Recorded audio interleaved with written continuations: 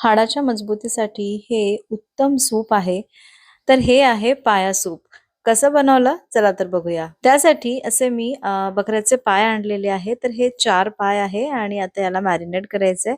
तर हळद, मीठ, थोडं आलं लसूण पेस्ट आणि थोडंसं 2 चमचे दही घातलं आणि याला अर्धा तास मॅरिनेट केलं.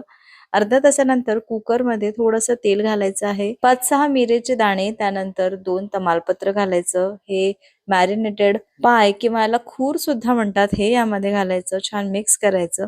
भरपूर असं पाणी घालायचं आणि याला फुल गॅसवरती 6 ते 7 शिट्ट्या काढायच्या.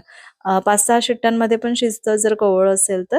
आणि मस्त असं हे सूप होतपर्यंत आपण याची ग्रेव्ही तयार करणार आहोत. तर त्याचा मसाला किंवा त्याचं वाटण तयार करून घेऊ. त्यासाठी अगदी थोड्या तेलामध्ये खोबरं भाजून घेतलं, थोडे खडे मसाले, कांदा हे पण भाजून घेतलेलं आहे आणि हे सगळं मिक्सरमध्ये बारीक करून घ्यायचं. सुरुवातीला जे सुके मसाले आहेत ते बारीक करायचे आणि त्यानंतर कांदा आणि थोडा मी आलं लसूण पेस्ट यामध्येच घातली. ही पण बारीक केली आणि हे आपलं वाटण तयार झालं. दुसरीकडे आपलं हे सूपचं कुकर पण थंड झालेलं आहे. तुम्ही बघू शकता छान मटण किंवा हे जे पाय आहे छान शिजलेले आहे. हे थोडंसं गाळून घेऊ आणि मस्त हे सूप तयार झालं. हे तुम्ही असं पण पिऊ शकता. आणि आता हे जे पाय आहे त्याची ग्रेव्ही तयार करून घेऊ. त्यासाठी एका पॅन मध्ये भरपूर तेल घ्यायचं.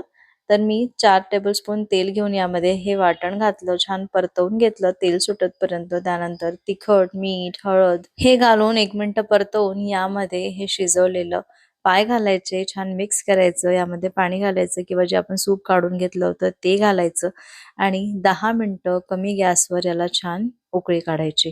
तर आपलं हे पाया सूप आणि त्यापासून ही मस्त चमचमीत ग्रेव्ही तयार आहे. भाकरी सोबत एन्जॉय करा. रेसिपी आवडली असेल तर लाईक करा. बाय.